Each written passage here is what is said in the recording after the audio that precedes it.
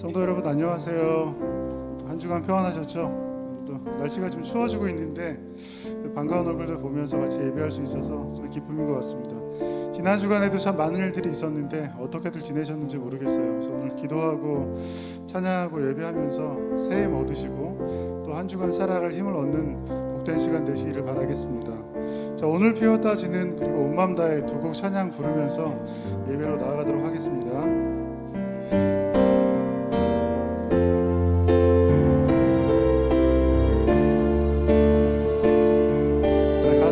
받으면서 함께 찬양합시다. 오늘 피었다 지는 오늘 피었다 지는 예쁘고 이끄는 하나님 진흙 같은 이 몸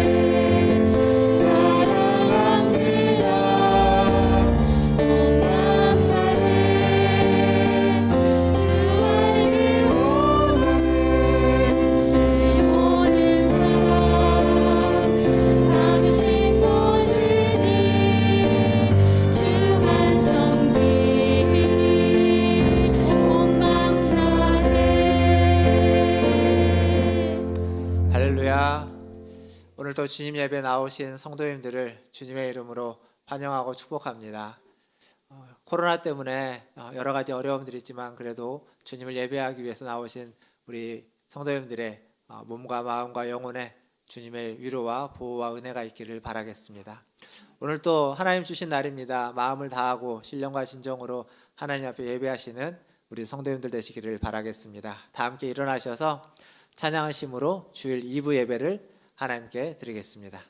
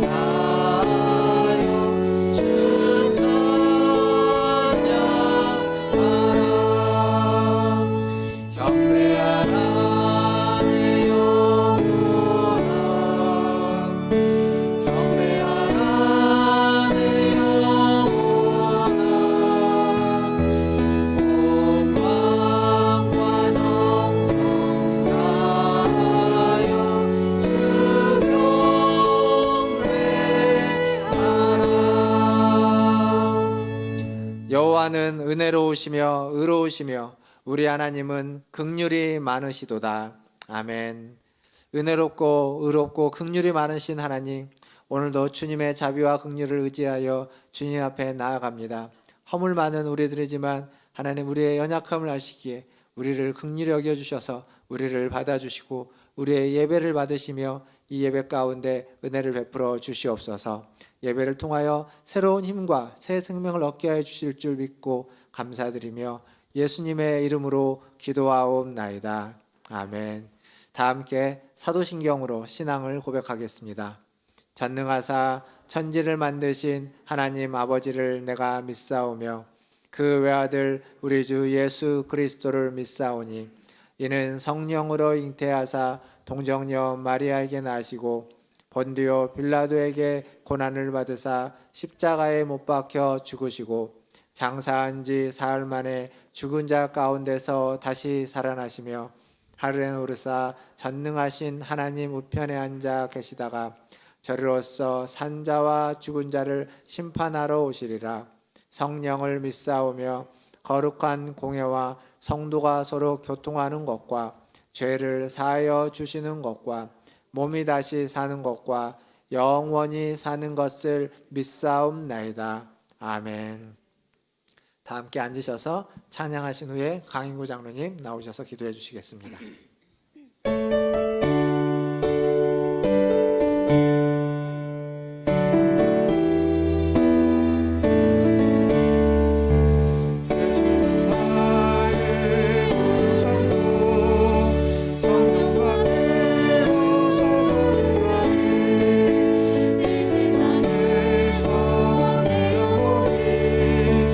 하늘 영광 누리노라.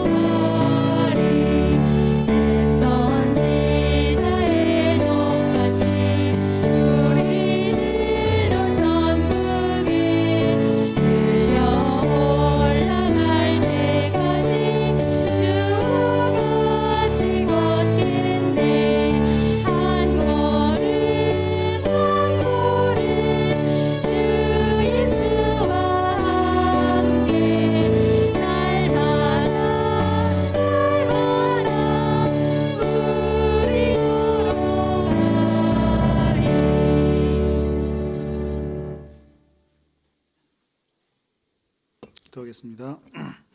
하나님 참 감사합니다. 하나님을 모르던 우리들을 먼저 사랑해 주시고 귀한 독생자를 대속물로 내어 주셔서 사망에서 생명으로 인도하신 하나님의 크고 놀라운 사랑과 은혜에 깊이 감사드립니다. 하나님이 정하신 거룩한 주일 함께 모여 하나님의 이름을 높이고 찬양하는 이 시간이 참된 기쁨이고 참된 만족이 됩니다. 우리의 찬양과 우리의 기도와 우리의 감사를 기쁘게 받아주시고 오늘도 이 예배 가운데 좌정하여 주셔서 한량없는 복과 은혜를 우리에게 풍성하게 내려 주시옵소서. 오늘은 문화촌제일교회 교회 창립 44주년 기념 주일입니다. 44년의 기간 동안 셀 수 없는 하나님의 은혜가 있었고 이름도 없이 빛도 없이 복음과 교회를 위해 헌신한 아름다운 헌신이 이 교회 역사 가운데 살아있게 하심을 감사드립니다. 44주년의 오늘을 사는 우리들도 우리에게 맡겨진 시간 속에서 충성하고 헌신하는 믿음의 대를 이어가게 하여 주시옵소서. 그리하여 하나님께 칭찬받고 이웃들에게 사랑받는 새로운 100년을 향해 나아가는 교회로 서게 하여 주시옵소서. 여전히 코로나19의 기세가 꺾이지 않고 우리를 다시 두려움과 절망으로 내모는 뉴스들이 사방에 가득합니다. 하나님 우리를 불쌍히 여겨주시고 이 땅에 긍휼을 베풀어 주시옵소서. 세계 각국의 정부와 의료진들에게 지혜를 주시고 이 땅의 모든 백성에게 이 어려운 시기를 견뎌낼 수 있는 힘과 용기를 허락하여 주시옵소서. 특별히 너는 피투성이라도 살아있으라 하신 그 말씀처럼 우리 믿는 성도들이 기도의 피투성이 사랑의 피투성이가 되어 고통받는 세계와 이웃을 마음 품고 기도하며 사랑하게 하여 주시옵소서. 그래야 우리의 일상이 회복되는 아름다운 시간이 속히 올 수 있도록 은혜를 베풀어 주시옵소서. 2021년 한 해가 저물고 있습니다. 돌아보면 문화촌 제일교회의 올 한 해도 하나님의 은혜의 현장이었음을 고백합니다. 코로나19로 제대로 모일 수조차 없는 시간들이었지만 영상 예배로 정교인 성경 통독으로 온라인 수련회와 기도문 필사 등 우리 교회와 믿음을 지키기 위한 수고 헌신들이 보석같이 빛나는 시간들이기도 했습니다. 함께 의지하며 함께 견뎌낼 수 있는 문화촌 제일교회라는 공동체를 주셔서 참 감사합니다. 하나님이 허락하신 이 소중한 인연과 공간 그리고 시간 속에서 서로를 향한 믿음의 격려와 사랑, 보살핌과 나눔의 발걸음이 멈추지 않도록 우리 성도들 모두가 기도의 파수꾼, 사랑의 파수꾼, 헌신의 파수꾼 되게 하여 주시옵소서. 오늘도 귀한 말씀을 은혜 받기 원합니다. 박성호 목사님의 마음과 생각과 입술을 지켜주시고 한 주간을 믿음으로 살아갈 힘과 용기를 얻는 복된 말씀의 시간 되게 하여 주시옵소서. 지난 주간 슬픔을 당한 민숙형 권사님과 그 가족들의 마음을 위로해 주시고 하늘의 소망으로 세움을 얻게 하여 주시옵소서. 또한 몸이 아파 고통당하는 성도들이 많이 있습니다. 한 사람 한 사람 찾아가 주셔서 마음에 용기 주시고 속히 회복할 수 있도록 은총 베풀어 주시옵소서. 오늘도 안내로, 주차로, 교사로, 찬양단으로 보이는 곳과 보이지 않는 곳에서 수고하는 헌신을 기쁘게 받아주시고 그들의 삶에 풍성한 믿음의 열매로 복내려 주시옵소서. 모든 말씀을 길이요 진리요 생명 되시는 예수님의 이름으로 기도합니다. 아멘.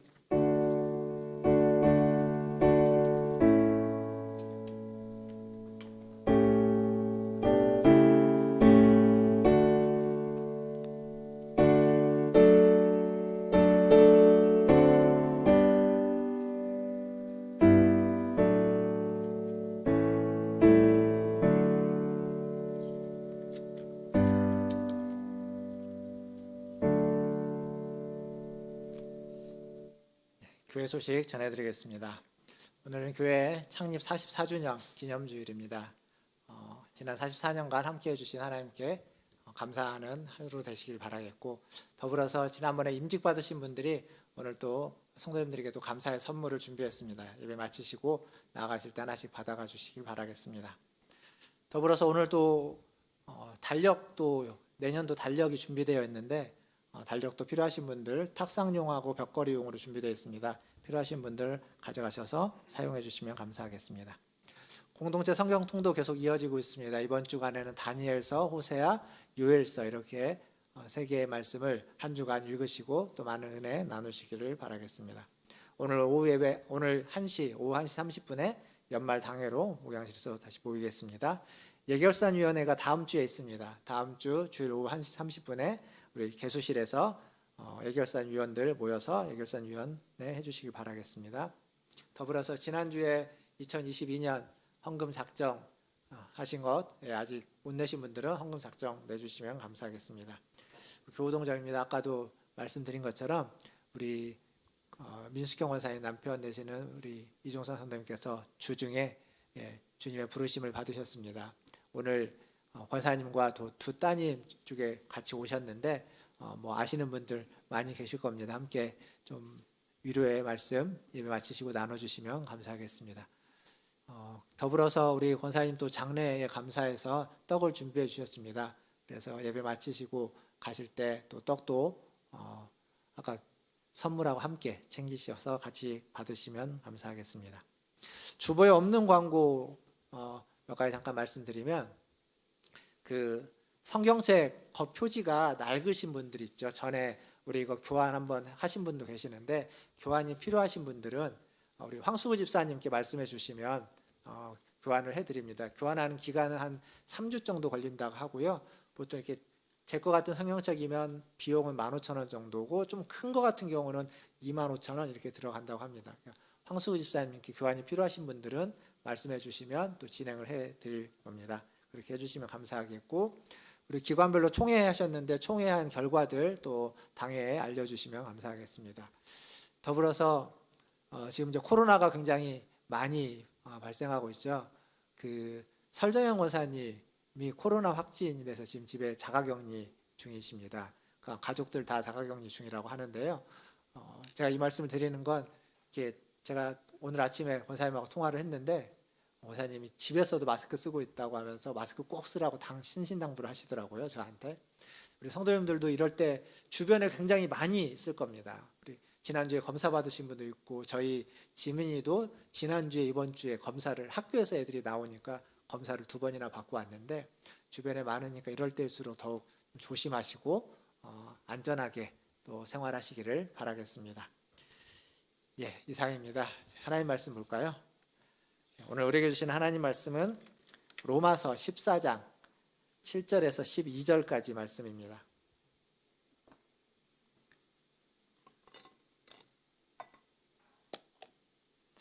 로마서 14장 7절에서 12절까지 말씀 저와 한 절씩 교독하도록 하겠습니다. 제가 먼저 7절 읽겠습니다. 우리 중에 누구든지 자기를 위하여 사는 자가 없고 자기를 위하여 죽는 자도 없도다. 우리가 살아도 주를 위하여 살고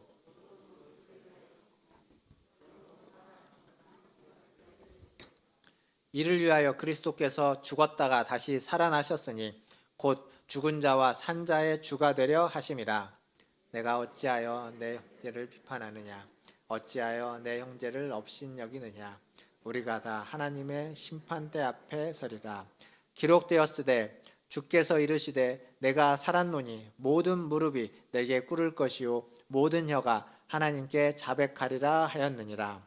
이러므로 우리 각 사람이 자기 일을 하나님께 짓고 하리라. 아멘.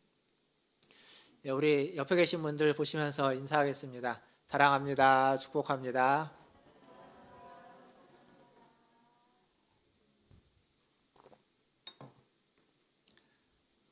교회가 벌써 44년 동안 이 홍제동 홍은동에 세워져서 하나님 은혜 가운데 여기까지 왔습니다. 먼저 하나님께서 그동안 베푸신 일들을 여러분이 돌아보시고 기억하시면 감사할 것들 또 찬양할 것들이 많이 있는 줄 압니다. 그래서 오늘 하루 그렇게 교회를 생각하면서 감사하고 찬양하시기를 바라겠고 더불어서 지난 44년 동안 함께 하신 하나님이 우리 장로님 앞으로 100년 동안 앞으로의 그 100년간을 하나님께서 함께 하실 것들을 또 기대하고 또 기도하고 소망하는 그러한 오늘 하루가 되기를 바라겠습니다.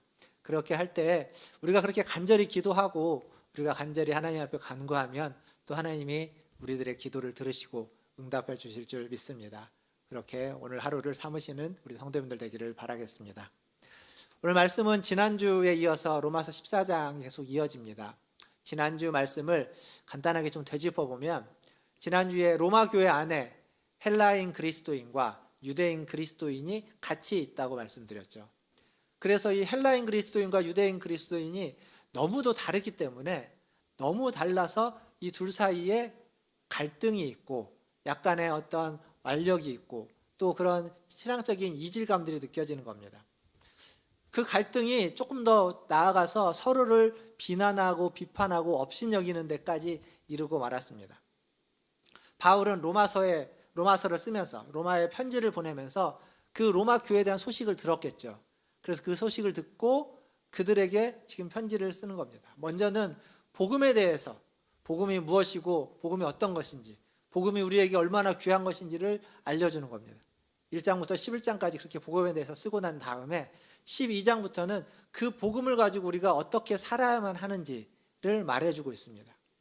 그래서 1장부터 11장까지가 좀 이론적이고 교리적인 내용이라면 12장부터 우리가 지금 보고 있는 13장, 14장, 15장, 16장 뒷부분은 바울이 정말 하고 싶은 복음으로 살아가는 게 무엇인지 그 갈등이 있었던 로마 교회가 하나 되어야만 한다는 것을 이야기하고자 했던 바울의 진짜 이야기는 이 뒷부분에 있다고 이야기할 수 있습니다.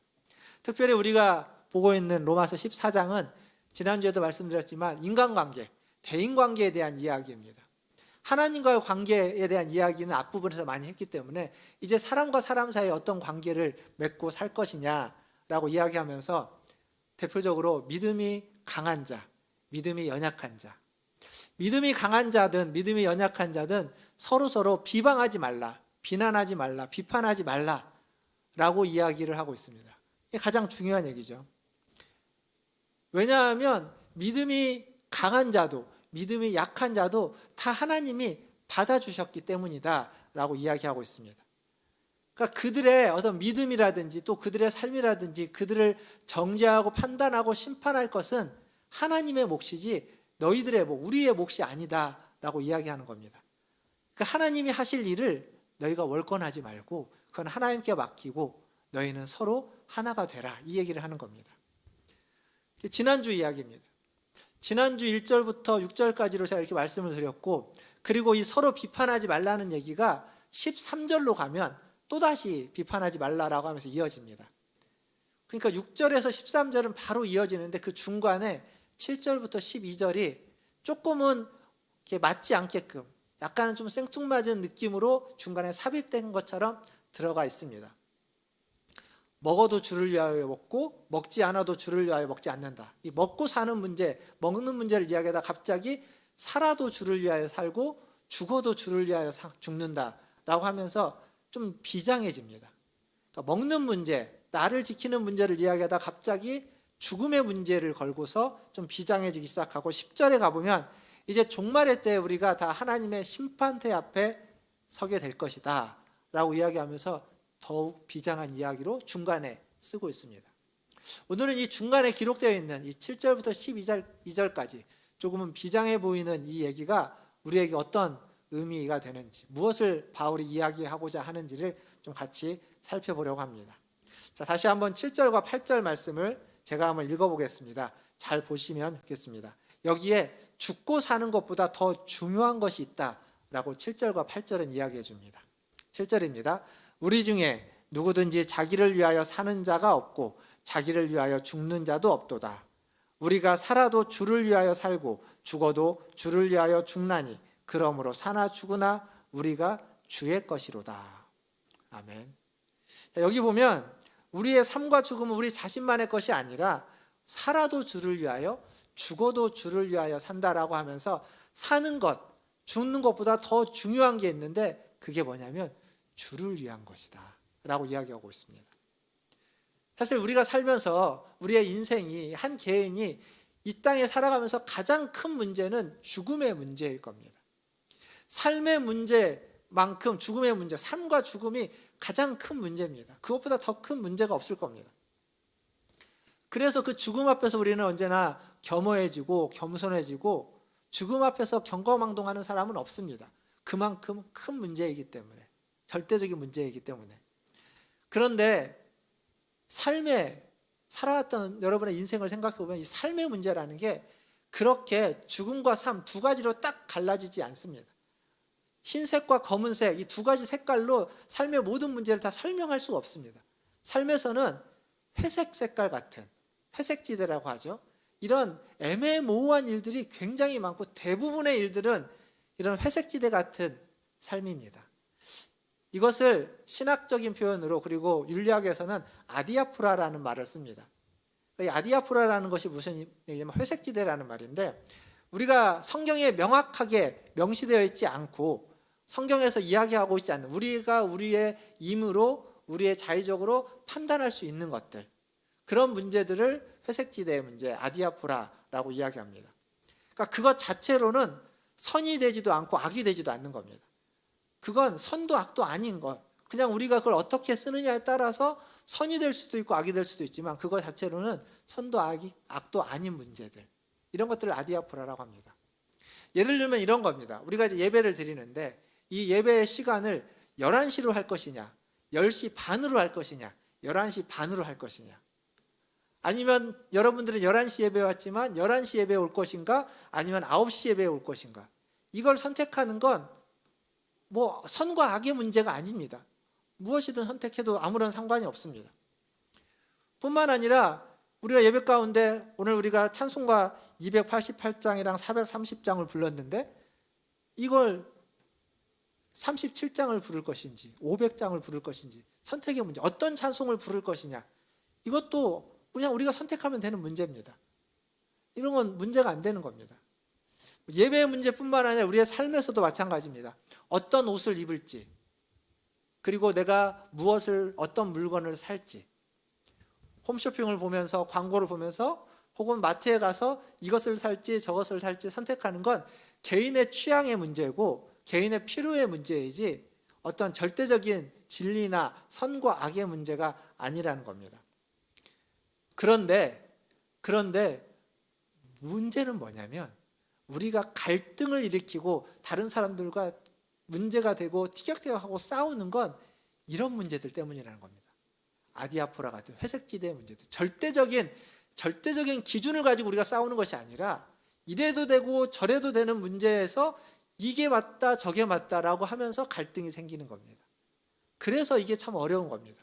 우리의 대부분은 이 회색지대의 문제들이 많은데 그 회색지대의 문제 아디아포라 같은 문제들 가지고 서로가 다르기 때문에 갈등이 일어나고 다툼이 생기게 되는 겁니다. 결국 여기에서 문제의 핵심은 뭐냐면 하나님은 이 아디아포라 같은 회색지대의 문제들에 대해서 이래도 되고 저래도 되고 괜찮다고 이야기합니다. 근데 우리는 그게 안 괜찮은 겁니다. 내 생각, 내 마음, 내 경험, 내 지식, 내 뜻, 내 판단과 다른 거에 대해서는 그게 잘 수용되지 않습니다. 그리고 수용한다 해도 되게 불편하고 맞지 않기 때문에 그걸 견디기가 어렵습니다. 그러다 보니까 갈등이 생기고 다툼이 생기고 문제가 생기는 겁니다. 하나님에게는 그게 하나도 안 중요한데 하나님은 괜찮다고 하는데 나한테는 안 괜찮은 겁니다. 나한테는 안 괜찮고 내 생각에는 그게 안 괜찮은 것 같은 겁니다. 그러니까 그것들 때문에 갈등이 생기고 문제가 생기는 겁니다. 그럴 수 없다고 항변하게 되고 이러면 안 된다고 이야기하는 거죠. 지금 갑자기 먹는 문제, 나를 지키는 문제, 먹는 문제 얘기하다가 갑자기 비장하게 죽고 사는 문제를 이야기하는 이유가 여기에 있습니다. 우리는 어떤 존재냐면 주의 것인데 하나님이 자신의 독생자를 보내셔서 십자가에 달려 죽게 함으로써 죽고 부활하게 함으로써 주님의 것 삼아준 그런 존재라는 겁니다. 그런 우리인데 그런 형제된 우리인데 그런 형제들을 해도 되고 안 해도 되는 문제 먹어도 되고 안 먹어도 되는 문제 이래도 되고 저래도 되는 문제 때문에 비난하거나 비판하거나 판단하지 말라라는 겁니다. 이게 지금 이 비장한 이야기를 하는 이유입니다. 하나님은 괜찮다고 하는데 자꾸 우리가 안 괜찮다고 하면서 그것 때문에 형제들을 그것 때문에 옆에 있는 지체들을 서로 힘들게 하고 상처 주고 아프게 하지 말라는 겁니다. 비난하고 비방하고 판단하지 말라라고 이야기하는 겁니다. 하나님이 괜찮다고 했는데 우리가 왜 하나님 위에 서서 월권으로서 하나님이 괜찮다고 하는 걸 안 괜찮다고 이야기하느냐라고 하는 겁니다. 사랑하는 성도 여러분, 우리는 하나님 아래에 있어야 됩니다. 우리가 하나님 위에 올라가 있으면 안 됩니다. 하나님이 괜찮다고 하는 건 우리도 괜찮아야 되고, 하나님이 뭐라 하지 않는 건 우리도 뭐라 하지 말아야 됩니다.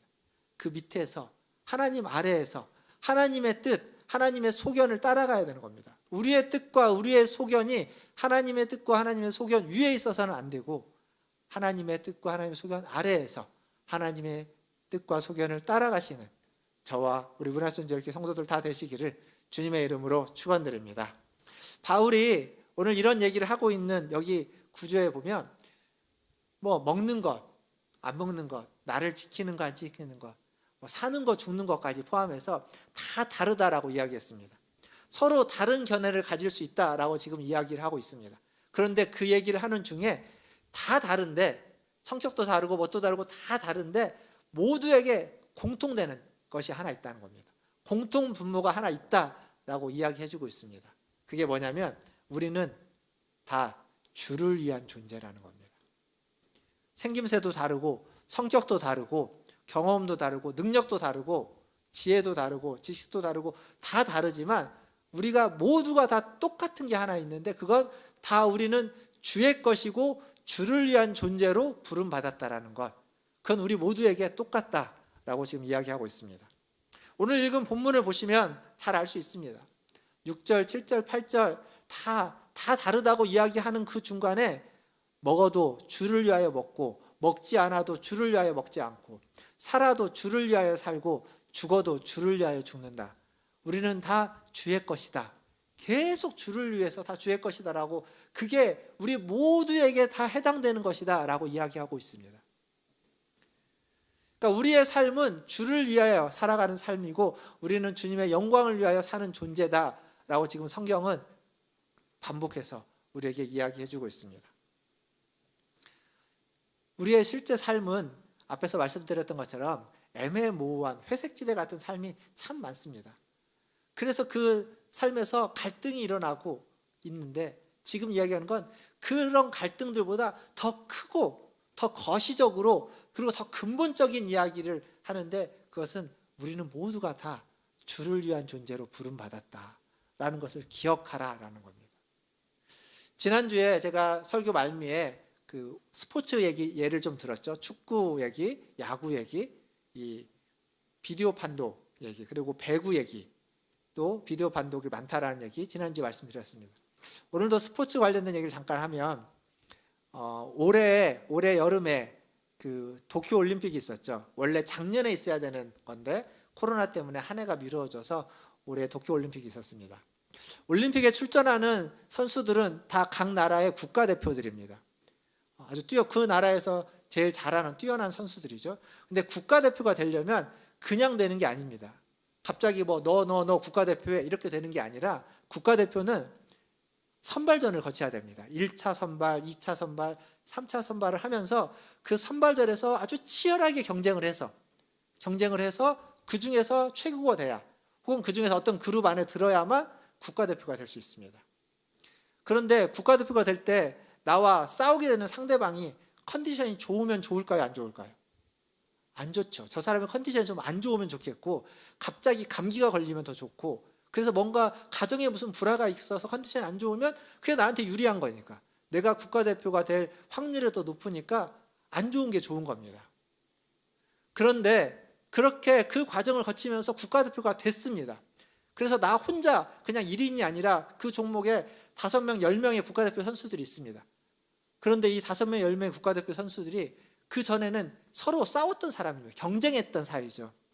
싸우면서 경쟁하면서 막 그렇게 신경전을 썼기 때문에 같은 국가대표가 됐는데도 불구하고 보지를 않습니다. 보기가 싫습니다. 같이 하고 싶지 않은 겁니다.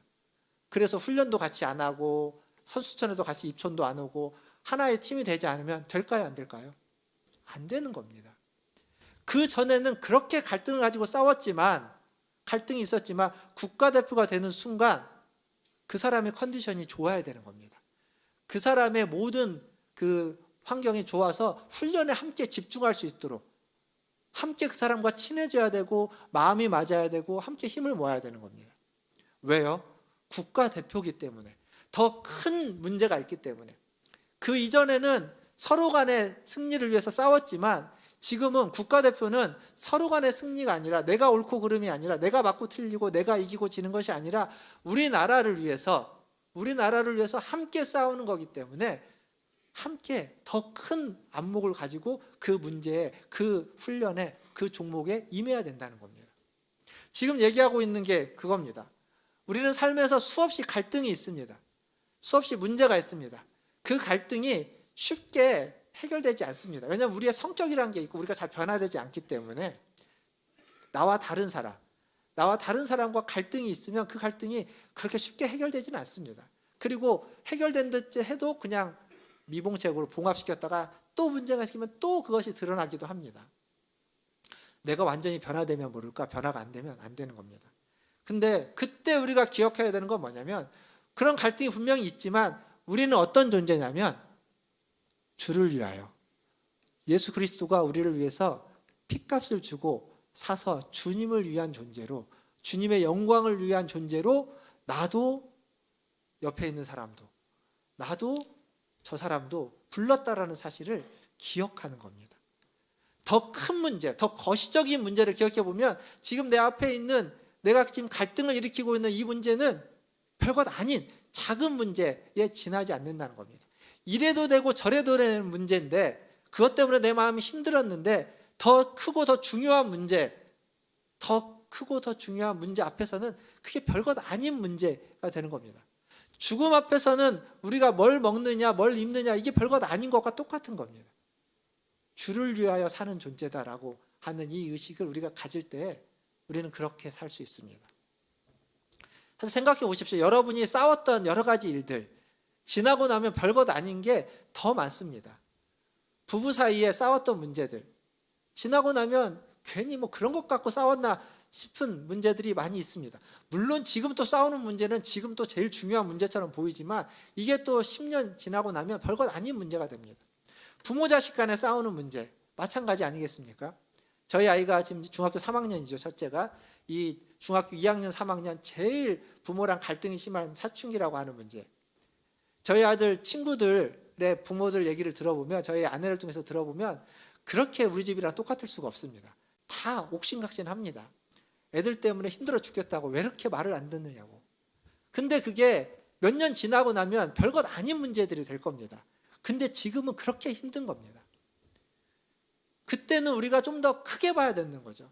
지금 요 문제에 국한해서 그 문제에 매몰해서 보고 있으면 답이 안 보이지만 좀 더 크게 보면 이 문제가 별것 아닌 겁니다. 그러면 마음이 성이 안 차고 화가 나지만 그걸 이겨낼 수 있고 극복할 수 있고 넘어갈 수 있게 되는 겁니다. 사랑하는 성도 여러분, 이것 꼭 기억하면 좋겠습니다. 우리는 주를 위하여 사는 존재다. 특히 언제 이걸 기억해야 되냐면 갈등이 있을 때, 문제가 있을 때, 정말 저 사람 때문에, 이 문제 때문에 내 마음이 막 어그러지고 무너질 때 그때 기억하십시오. 우리는 요 문제에 국한된 존재가 아니라 주님을 위해서 더 큰 문제, 주님의 나라를 위해서 부름받은, 주를 위하여 사는 자로 부름받은 존재라는 걸 꼭 기억해 내시고, 기억해 내셔서 그 기억을, 그 고백으로 여러분 앞에 있는 그 갈등의 문제들을 이겨내시고 극복해 내시는 우리 문화전지일교 성도들 다 되시기를 주님의 이름으로 축원드립니다. 이제 10절 말씀 한번 보겠습니다. 10절 말씀 같이 한번 읽어보도록 하겠습니다. 10절입니다. 시작. 내가 어찌하여 내 형제를 비판하느냐.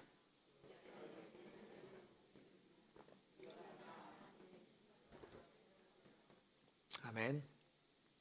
여기 보면 다른 사람을 비판하고 판단하고 업신여기지 말아야만 하는 이유를 간단히 설명해 냅니다. 뭐라고 간단히 이야기하냐면 내 형제들이다.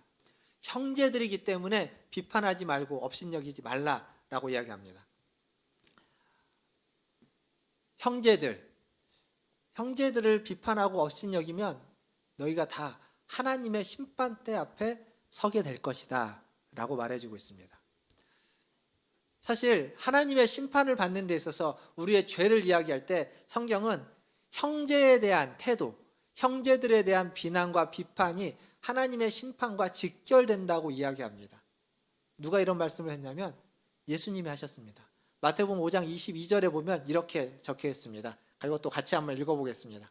마태복음 5장 22절입니다. 시작. 나는 너희에게 이르노니 형제에게 노하는 자마다 심판을 받게 되고 형제를 대하여 라가라 하는 자는 공회에 잡혀가게 되고 미련한 놈이라 하는 자는 지옥불에 들어가게 되리라. 아멘. 예수님이 하신 말씀입니다. 형제를 대해서 형제에게 노하고 라가라고 하고 미련한 놈이라 하는 자는 심판받게 되고 잡혀가게 되고 지옥불에 던져지게 된다라고. 형제를 대하는 태도가 하나님 앞에서 우리의 심판과 직결되고 있다라고 지금 예수님이 이야기해 주고 있습니다. 사실 우리는 하나님의 심판을 두려워합니다.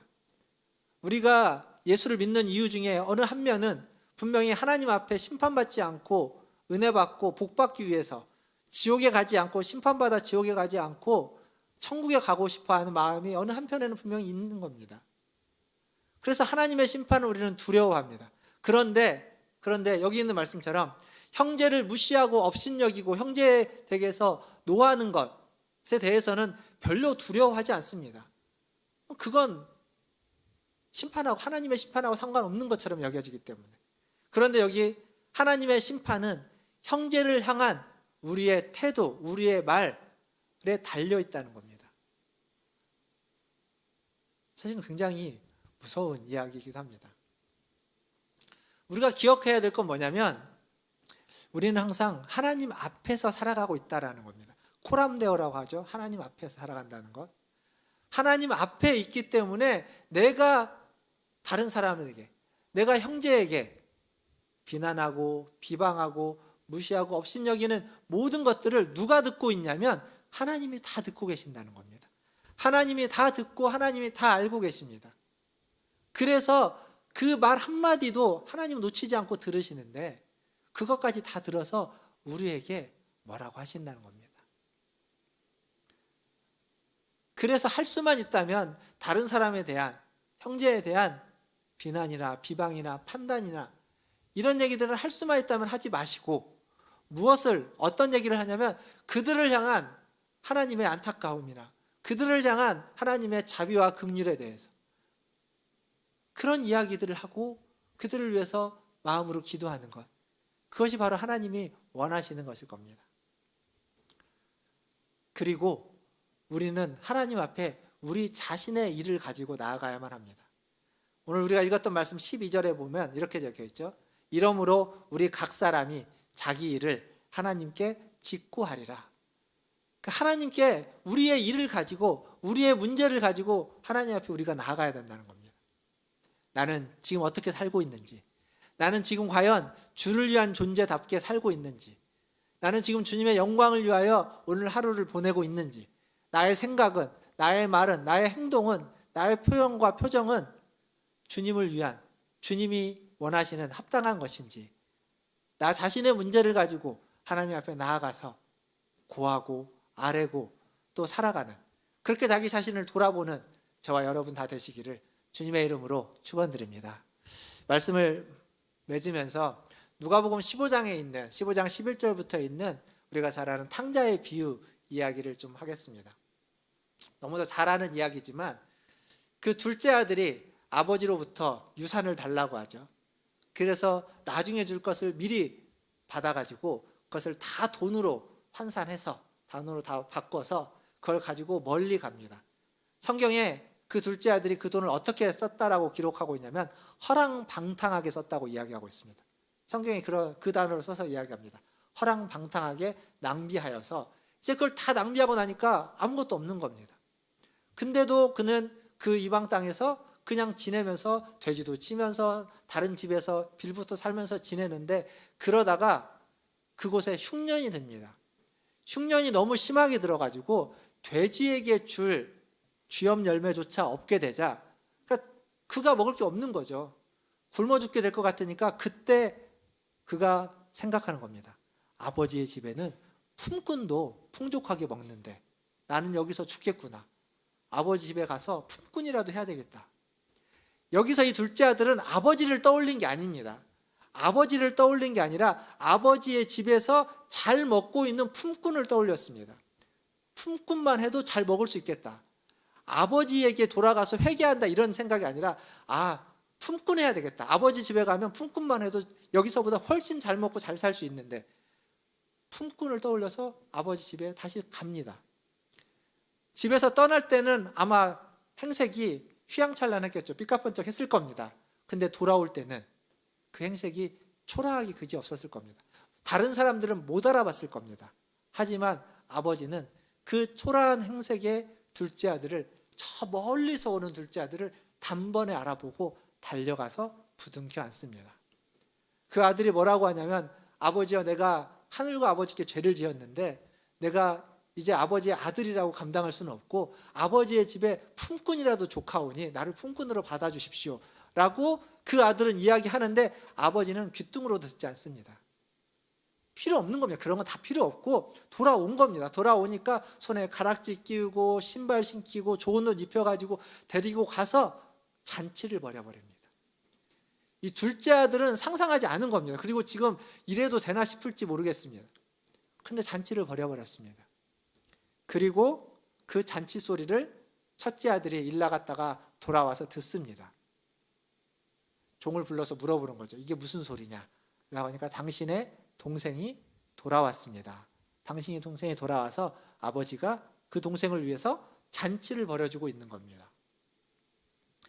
여러분이 첫째라고 한번 생각해 보십시오. 저는 제가 첫째이기 때문에 이 첫째의 마음을 누구보다도 잘 알 수 있습니다. 마음에 안 드는 동생. 어려서부터 자라날 때부터 마음에 안 들었고 그렇게 자기 말도 안 듣고 부모님 말도 안 듣고 문제만 일으키는 동생.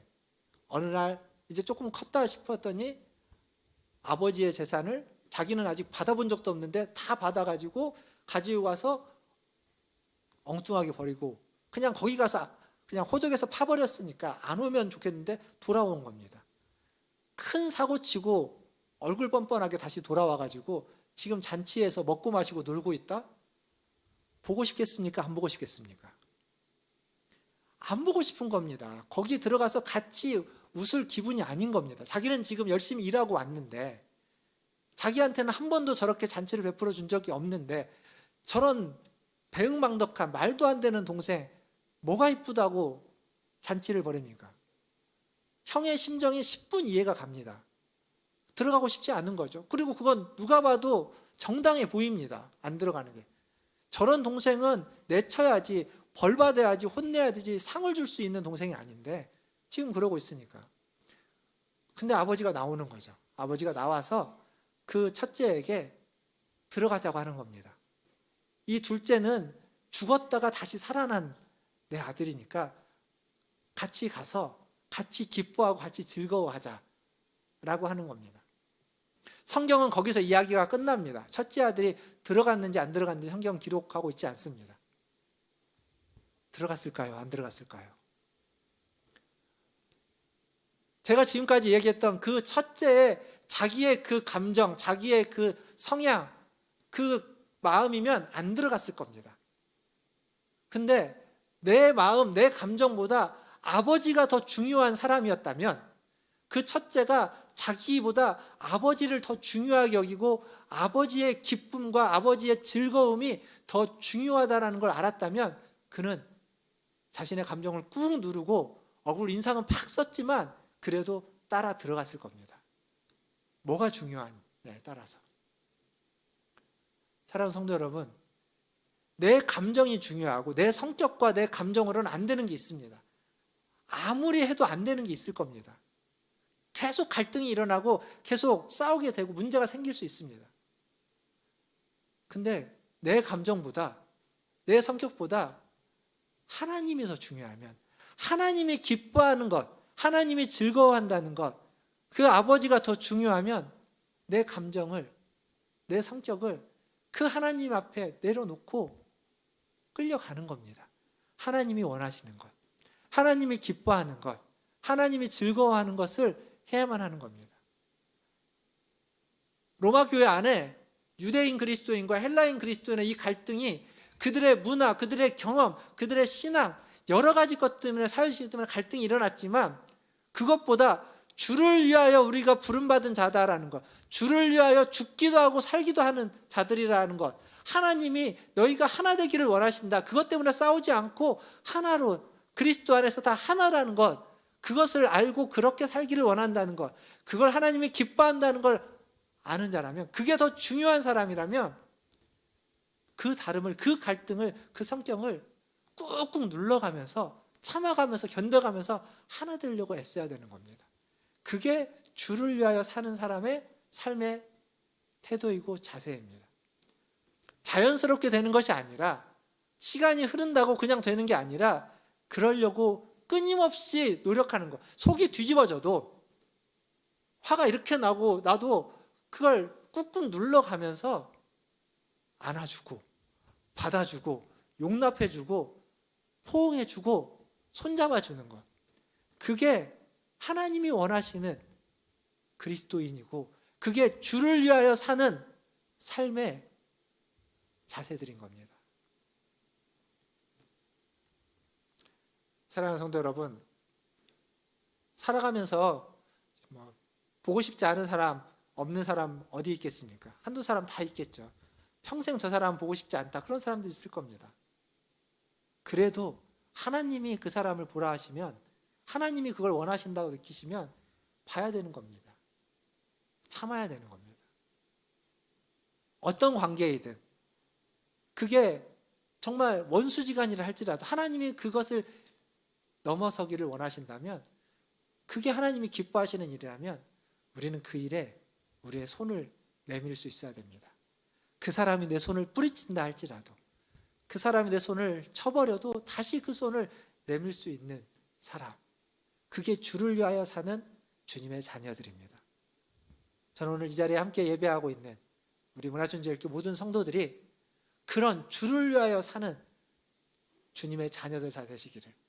살아도 주를 위하여 살고 죽어도 주를 위하여 죽는데 그 정도 못하겠습니까? 내 성격, 내 감정 하나님 위에 두지 마시고 하나님 밑에다 다 내려놓고 하나님이 기뻐하는 것, 하나님의 마음을 내 마음으로 가지고 와서 내 마음을 바꾸려고 막 애쓰고 노력하고 싸우는 그 일에 힘쓰시는 우리 문화촌제일교 성도들 다 되시기를 주님의 이름으로 축원드립니다. 기도하겠습니다.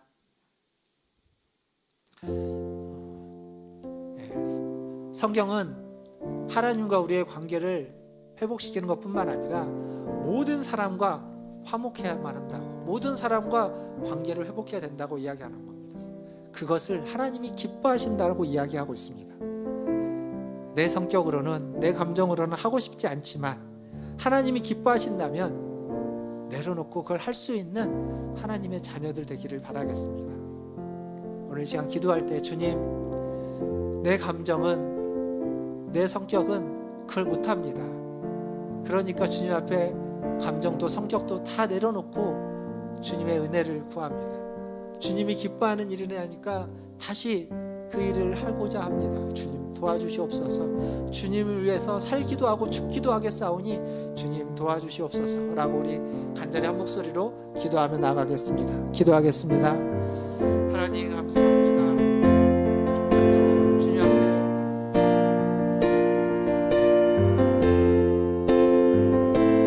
오늘도 주님을 예배하고자 주의 자리에 하나님 이 자리까지 온 것도 주님의 은혜이지만 아버지 하나님 오늘 들었던 이 말씀 아버지 하나님 우리의 마음에 생각하여 주시옵소서. 하나님 우리는 그렇게 하고 싶지 않지만 하지만 하나님이 원하신다.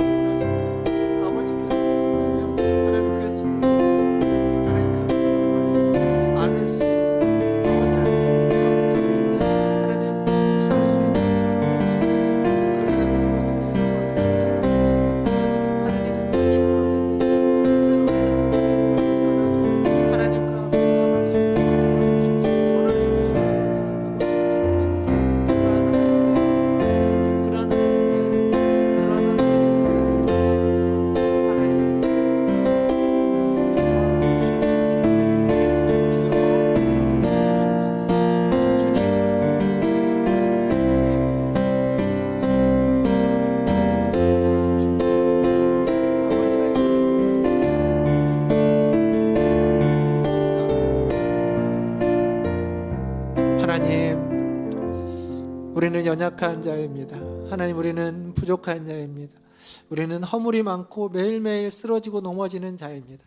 그러나 주님이 우리를 위하시기에, 주님을 위한 존재로 우리를 부르셨기에, 또한 아버지 하나님, 다시 주님을 의지하고 일어납니다. 그래서 주님이 원하시는 것, 주님이 기뻐하시는 것, 주님이 즐거워하시는 것, 모든 이들과 함께 화목하기를 원하시고 기뻐하시기에, 하나님, 내가 만나는 모든 사람, 우리 가족, 우리 친척, 우리 이웃들, 또 직장 동료들, 또 만나게 되는, 하나님, 이전에는 껄끄러웠던 그런 모든 이들과, 하나님, 우리 교우들과 하나님, 모든 관계에서 화목하기를 힘쓸 수 있는 우리 성도들 되게 하여 주시옵소서. 형제를 향하여 아버지 하나님, 비난하거나 비방하거나 노하지 말게 하시고, 하나님, 그들을 향하여 주님의 마음을 품고 주님의 그 마음으로 대하고, 자비와 긍휼의 마음, 사랑과 긍휼과 하나님 용서와 용납과 포용의 마음으로 하나님 모든 사람을 대하여서 하나님의 자녀답게 하나님이 원하시고 기뻐하시는 삶을 살아갈 수 있는, 하나님께 영광을 돌리는 삶을 살아갈 수 있는 우리 모든 문화촌제일교회 성도들 되게 하여 주시옵소서. 오늘도 그렇게 기도하고 그렇게 다짐하고 간구했던 기도를 들으시고 응답하여 주시옵소서. 감사하며 예수님의 이름으로 기도하옵나이다. 아멘. 우리 다 함께 찬송가 401장 찬양하시면서 준비하신 예물 하나님께 드리겠습니다.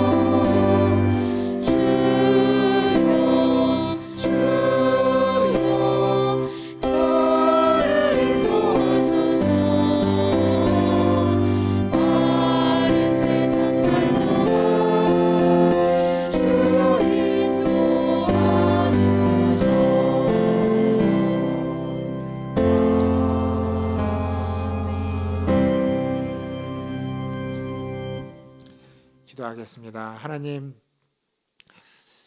매일매일을 하나님 빠르게 지나가는 세상살이 속에 하나님과 함께하지 못하고 하나님을 생각하지 못하고 살아갈 때가 있었음을 고백합니다. 주님, 그렇게 살다가도 이 주일을 기억하여서 주님 앞에 나왔습니다. 주님 우리를 불쌍히 여겨주시고 우리에게 자비와 긍휼을 베풀어 주시옵소서.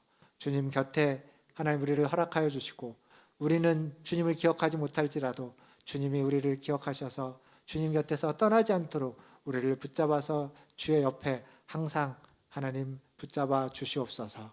주님 오늘도 주님 앞에 나올 때 빈손으로 오지 않고 예물을 주님께 드리게 하시니 감사합니다. 하나님 구별하여 드린 이 예물이 쓰이는 곳마다 주님의 뜻이 이루어지게 하여 주시고 주님의 나라가 임하게 하여 주시옵소서. 무엇보다도 주님이 기뻐하시는 그 일을 행하는 아버지 하나님 그러한 일들이 이 물질을 통하여 일어나게 하시고 아버지 하나님 열매 맺게 하여 주시옵소서. 더불어 이 물질을 드린 손길에 함께 하여 주시고 그의 삶이 주님이 기뻐하시는 삶이 되게 하여 주시고 주님이 원하는 삶이 되게 하여 주시고 모든 관계들 속에서 아버지 하나님 모든 이웃들과 하나님 모든 세상살이 속에서 하나님이 원하시는 관계, 하나님이 원하시는 그 일들, 하나님이 기뻐하시고 하나님이 즐거워하시는 그 일을 행할 수 있는 그러한 인생이 되게 하여 주시옵소서. 때로는 그 일이 아버지 하나님 나의 감정과 아버지 하나님 나의 욕망과 그리고 또 나의 성격과 맞지 않아서 하나님 그 마음 가운데 갈등이 일어나고 하나님 그렇게 어렵고 힘들 때 하나님 그때에도 그의 마음을 부드럽게 하여 주시고 그의 마음을 어루만져 주셔서 주님이 원하시는 곳으로 또 주님이 기뻐하는 곳으로 그들을 인도하여 주시고 하나님 그들의 마음 속에 하나님 그 갈구하는 것들 속에 하나님께서 함께 하시고 은혜 베푸셔서 그의 피로도 풍성함으로 그의 욕심과 욕망이 아버지 하나님이 허락하신 그 안에서 하나님이 채워주시는 것으로 만족할 수 있도록 은혜 베풀어 주시옵소서.